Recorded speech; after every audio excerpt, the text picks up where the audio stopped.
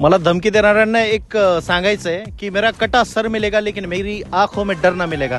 तर त्यामुळे तुम्हाला सांगतोय मला धमकी देणं बंद करा.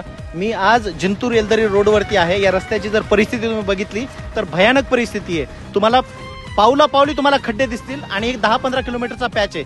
याच्यावरती कित्येक ऍक्सिडेंट कित्येक दिवसांपासून होत आहे आणि हा रस्ता खूप महत्वाचा आणि प्रमुख रस्ता आहे मराठवाडा आणि विदर्भाला जोडणारा. तुम्ही माझ्या मागे रस्ता बघताय. या रस्त्याची परिस्थिती एवढी घाण होत चालली आहे आणि तुम्ही काय करताय महाराष्ट्रामध्ये नागपूर पुणे, नागपूर मुंबई, मुंबई गोवा मोठमोठे एक्सप्रेसवे बांधायचे, परंतु या छोट्या छोट्या रस्त्यांकडे तुम्हाला लक्ष नाही द्यायचं आहे. आमची कळकळीची विनंती आहे नितीन गडकरी साहेबांना. साहेब, या रस्त्यासाठी भरपूर दिवसापासून आंदोलन चालू आहे. येलदरीच्या लोकांनी आंदोलन केलं, जिंतूरच्या लोकांनी आंदोलन केलं, परंतु त्यांच्यावरती वेगवेगळ्या केसेस टाकून त्यांचा आवाज दाबण्याचा प्रयत्न झालाय. बरं, एवढ्या गोष्टीसाठी जर तुम्ही एवढ्या मोठ्या गोष्टी जर करत असाल तर मला तुम्हाला सांगायचंय आम्ही त्यातले नाही आहेत. आम्ही कोणाच्या बापालाही घाबरत नाही, हे लक्षात तुमच्या असू द्या. आणि ही जी विनंती करतोय आम्ही विनंती करतोय तुम्हाला, क्वेश्चन मार्क नाहीये इथे, फुल स्टॉप आहे.